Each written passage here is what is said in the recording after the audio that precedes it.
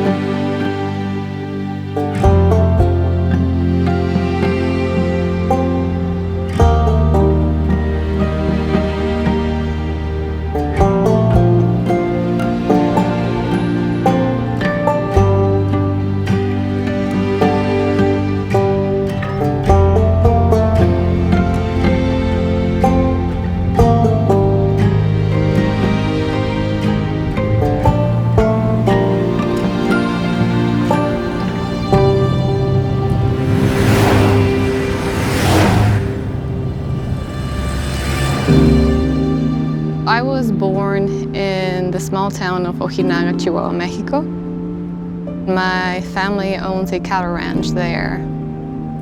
My dad would say, lo que es bueno para el pájaro es bueno para el ganado, which means what's good for the bird is good for the herd.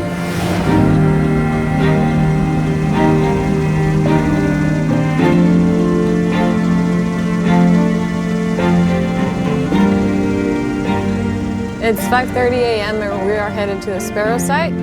And today the nestlings are supposed to leave the nest. We're a little nervous about predators, and also we got a big storm yesterday. And although the nest was lifted, we're afraid that it may be a little too flooded.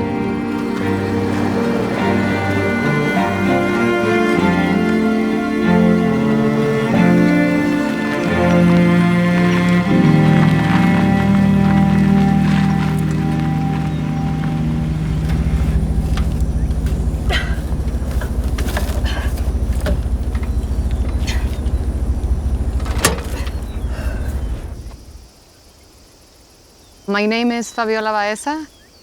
I am a wildlife biologist, and Nicole Rita here is my technician. It's really wet. It poured last night. We both work with the most endangered bird in North America, the Florida Grasshopper Sparrow. Oh my gosh, there's lots of standing water. Oh no.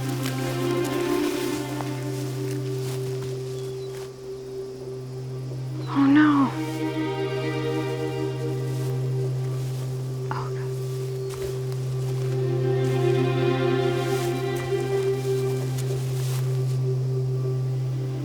Oh, thank God. Yeah, they're good. Sweet. They're good. Yay.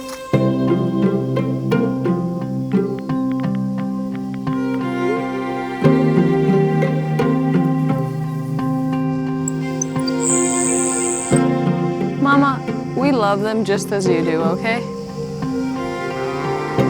We did 2 lifts on this nest. The nest is right below the orange flag. We can see that it worked very well because there's, standing water there, and the nest is completely dry. So it served its purpose. Babies, I hope you make it. Okay, let's go check the other nest. Go feed your babies!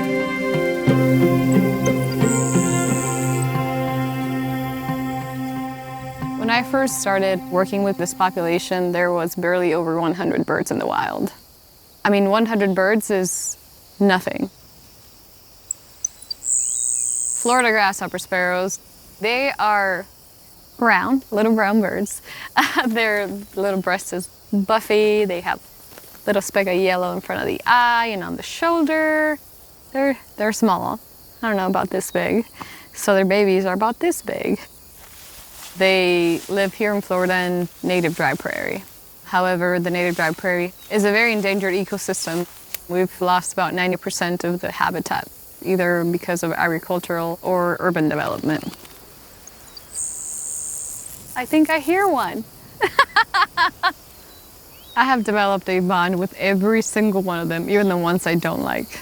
I care about them.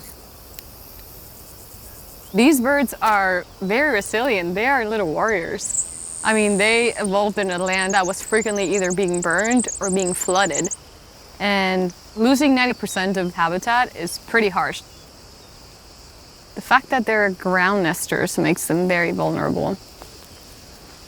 They've got land predators, they've got snakes, they've got skunks, they've got coyotes. Then they also had the potential for avian predators. We've got sandhill cranes, crows, hawks. These species are so endangered and their populations are so small. Every single nest counts. It was definitely a little bit overwhelming at first. There were doubts, there was moments of nervousness, questioning if I was doing things right. Everything eats them, everything goes wrong. They're critically endangered for a reason, which means that lots of things go wrong all the time.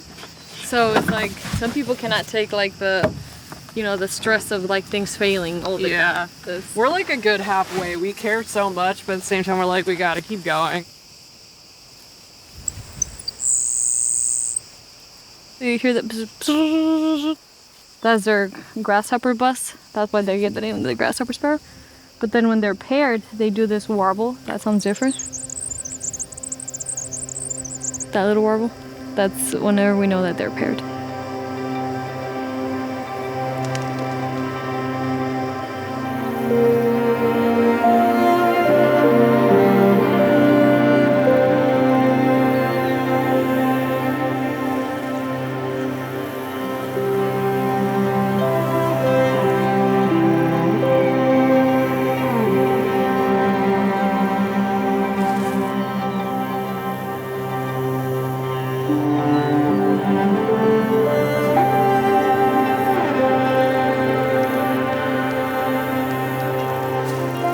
It looks like such an unremarkable place, but the prairie is a very special ecosystem. You start walking on it and you see all these different animals that it sustains, and I can't help but feel connected to it.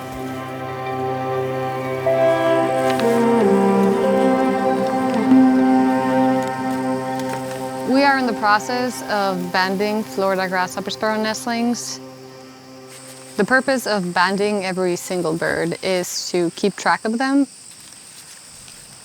We will also take a DNA sample that we'll send off to a lab to do some genetic analysis. Whenever populations become too small, they just start breeding amongst each other, so the same genetics get shared amongst the same population. It can take one disease to wipe out the sparrows. So in order to save the species, we need to have more breeding birds in the wild. More birds equals more babies, and we need to do it fast.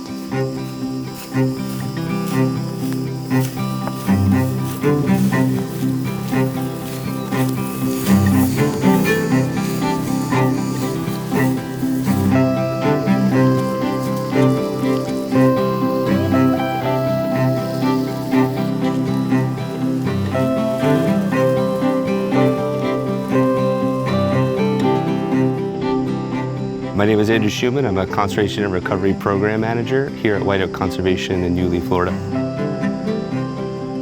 White Oak was involved with the Florida Grasshopper Sparrow Working Group back in 2012. There were so few birds out there in the wild, the species continued to decline and was to the point where conservation breeding was a necessity. But it did seem like a lot of weight to know that a species was going extinct, and this was kind of a last-ditch effort to try to save it. A nest with 4 eggs. Nest of 4 eggs? Okay. The birds start breeding earlier than in the wild, and they also breed for longer. They usually lay a nest of 3 to 5 eggs. 5 eggs are not super common in the wild, but they're very common here at White Oak. And this is probably because they have all the food they need. We provide that.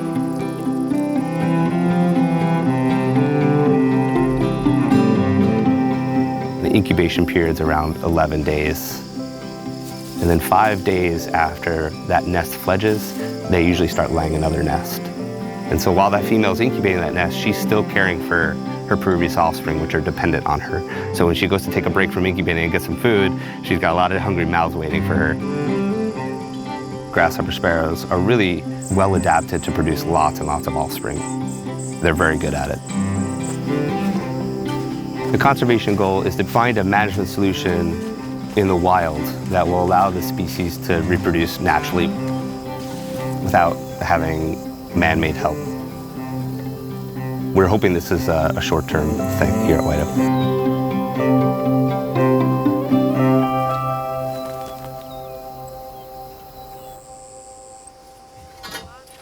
We have a nest with 5 eggs that are 2 days away from hatching. We're gonna check on the mom. During this time of incubation, she sits very tight. She doesn't leave the nest for much. So what we're gonna do is we're gonna set up these nets so as soon as she leaves the nest, she flies right into the net. There she goes, there she goes. Oh! Good job. All right, thank you, Nicole. That was fast. That means the eggs are good. Once we trap the female, we'll quickly put bands on her. We'll get the biological samples that we need to get, and we will quickly get her back into the nest so she can get back to incubating her eggs. If we keep the female out of the nest for too long, then those eggs may fail. So right leg, is it white over yellow or yellow over white? Right leg is white over yellow. Oh, she's so tiny. Ma'am, could you behave, please? That is 11.8. It is 6.8. Wing chord, it is right at 60. The tail, cute little tail, is at 41.5. Okay, there is some medium wear on the tail. She is 16.2, wow. 16.2? She's pretty big. Can you go back in here and incubate your little nest? Go back in there. This is a surprisingly good habitat for the sparrows, where there are cattle actively grazing. These birds don't like the presence of trees because they attract predators that they're not naturally adapted to. Whenever you have pasture that is constantly grazed by cattle, they keep the vegetation low. The purpose of this fence is to keep cattle and predators out of the nest area. However, what they can't keep out are fire ants. Fire ants will find the babies and eat them.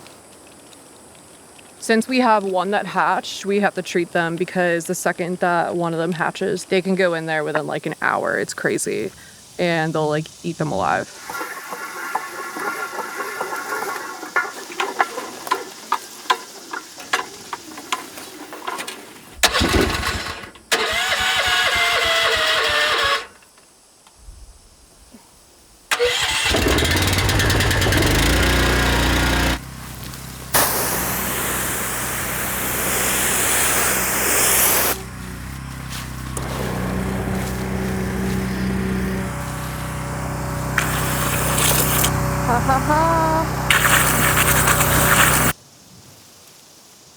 Yeah, I don't think I electrified it. I did. Ah, I did. Right by the fence is black, black, blue, blue. Hey, little baby, who are you? Okay, she's crawling in there. Please, girl, go sit back on your nest.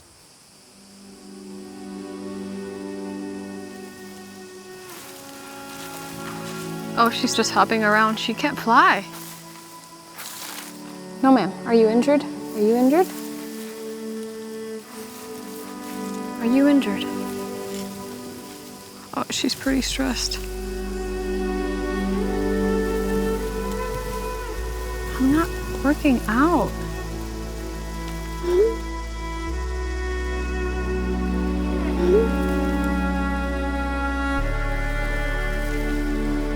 Yeah. I mean, right now I see her down and I see her like she's like flapping, like she's trying, but she just won't lift it, won't lift up.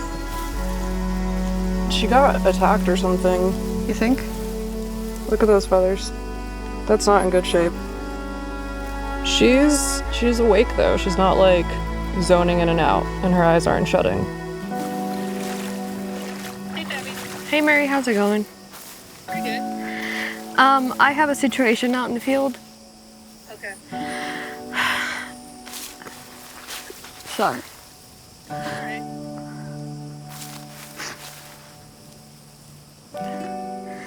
Looks like she has a wing injury.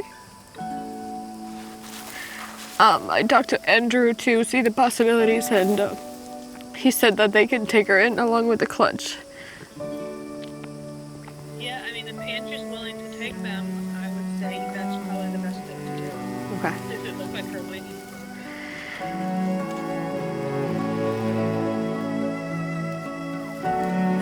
So we are collecting her and the eggs. I think that's the best option.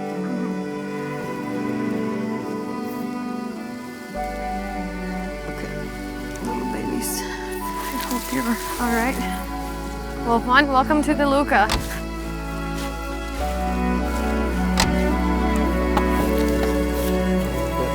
How's that look?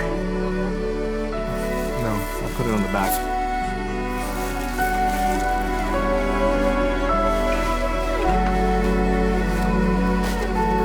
Perfect. She should be good. Enjoy your hotel. Just feel free to just text me and check in. It's like, hey, how's it going? Okay. Okay. Thank you, Juan. Really appreciate it. Yeah, no problem.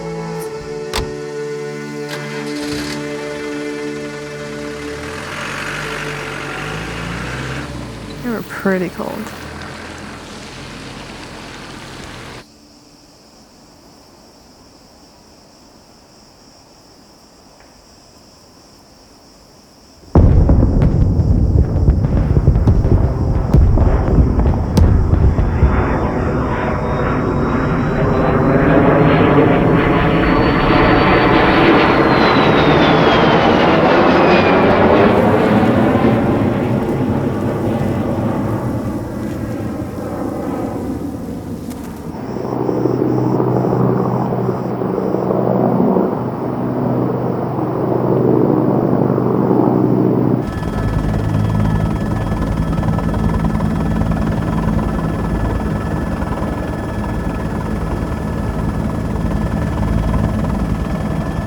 So this is what it's like to be a bird. When I think of Florida, or when I used to think of Florida, I would think of Orlando with Disney World, and I think of the white sandy beaches of the Gulf, not necessarily farmland, prairies, marshland, not so much all this really empty space. We are currently in the Everglades headwaters. This area is very important because this is where the most rare and imperiled species of the state are found. Not only does it support species such as the Florida Grasshopper Sparrow, but it also provides drinking water for so many Floridians in the state. Every single day, 1,000 new residents move into Florida and start moving inwards towards Central Florida. The sparrows belong on the prairie, and us as humans, we've done a really great job of clearing prairie for other purposes, so it's kind of unfair that all their habitat is mostly gone. We currently have 5 locations where Florida grasshopper sparrow populations exist. These are Three Lakes Wildlife Management Area, Kissimmee Prairie Preserve State Park, DeLuca Preserve, Corrigan Ranch, and Avon Park Air Force Range. We need this network of protected lands for that little bird. And in order to save the species and to save many other species in Florida, we have to protect the Everglades headwaters and the Florida Wildlife Corridor. I was told it was about the size of your fist. I saw it for the first time 2 days ago. It was really only about that big. It's only like 3 or 4 inches big. I think it would surprise people that the Florida grasshopper sparrow actually seems to like living on a bombing range. The noise and the training aspects really don't seem to bother the little brown bird, but the benefits that it gets from the training operations that go on here, particularly the fire that comes across the landscape, often caused by military training activity, creates just the home that it needs. One of the requirements for a grasshopper sparrow is to live in an area that's susceptible to wildfires. With the bombing range, we can have fires start just due to the munitions. But with our prescribed burns, they actually clear the area And clearing the area allows for this prairie land around us to stay at the appropriate level. So this is a forestry drip torch, and what's inside is a mixture of gasoline and diesel fuel. So it's combustible enough to burn in the wind, but not so combustible that it's dangerous. You know, as long as you don't drip it on yourself, you're fine. We're just going to send fire through here, clean up all these shrubs, and the ultimate goal in another year, 2 years, is to have a lot more grassland and maybe reduce some of this pine overstory. That's one way that we work to restore the prairie for prairie species such as the grasshopper sparrow. A good friend of mine likes to say, if you don't burn it under your conditions, Mother Nature will burn it under hers. This land historically burns every 2 to 3 years. Our job is to basically imitate historical natural fire on the landscape. We do have people doing surveys on the birds, so we know when there are nesting birds, and we make an effort to protect those areas from wildfire when they are nesting.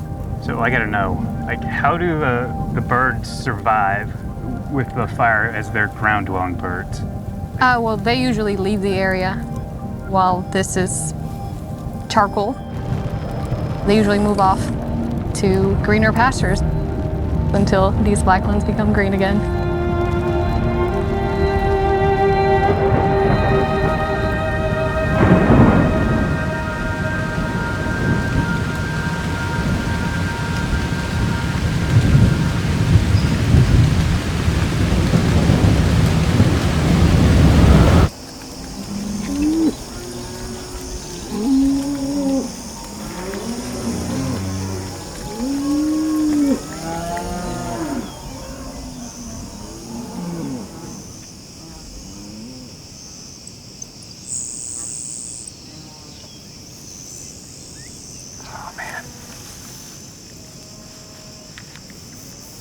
It's not just your glasses, it's tough right now with the fog.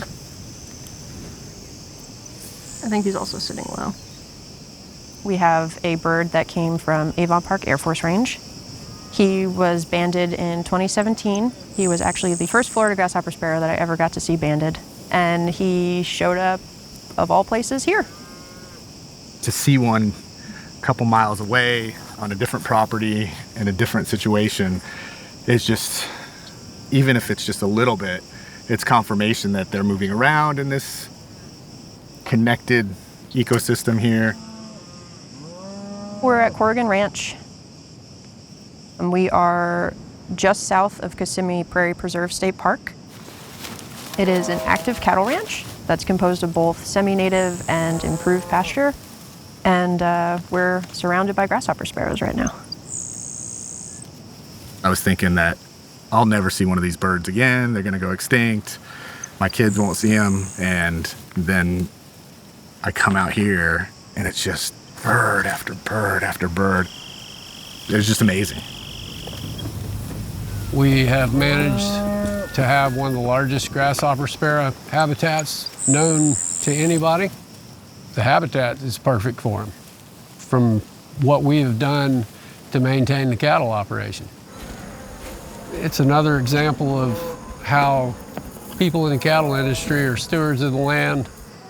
Everything that people want to protect, we're protecting it. We don't get much credit for it, but we're protecting it. At some point in time, the state of Florida has to be preserved, so we still have old Florida and we still have people. Lord knows the people are coming by the truckloads. This property should be a model for other properties moving forward as how pasture and cattle operations can coexist with Florida grasshopper sparrow conservation. And I think what showcases that best, they're here and they're making this landscape work.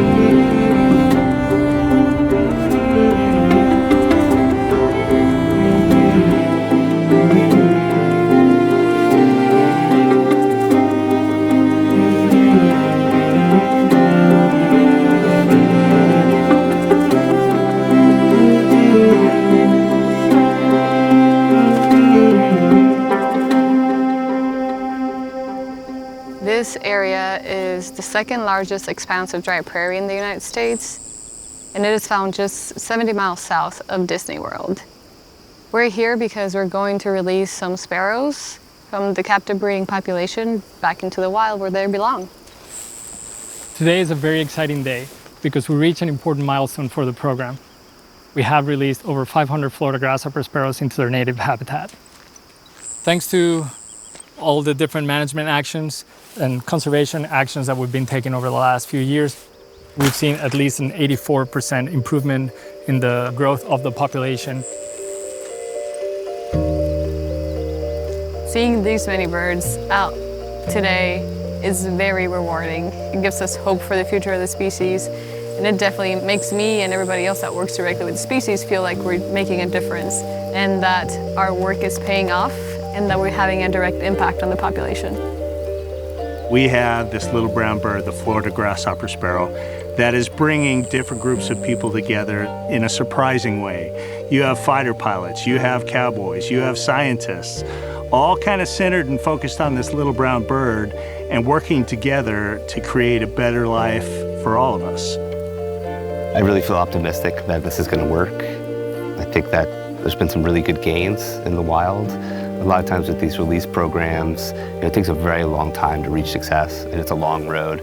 And I think this is no different, but I just feel like there's a lot of really good people making really big gains, and I think it's going to be successful.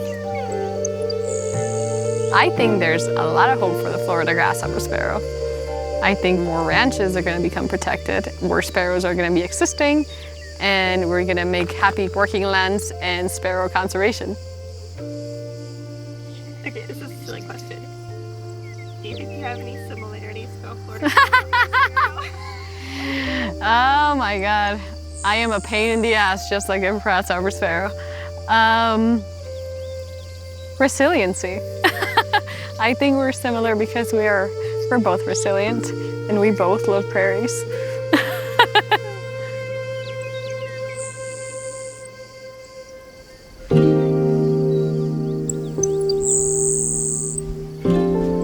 Oh my goodness.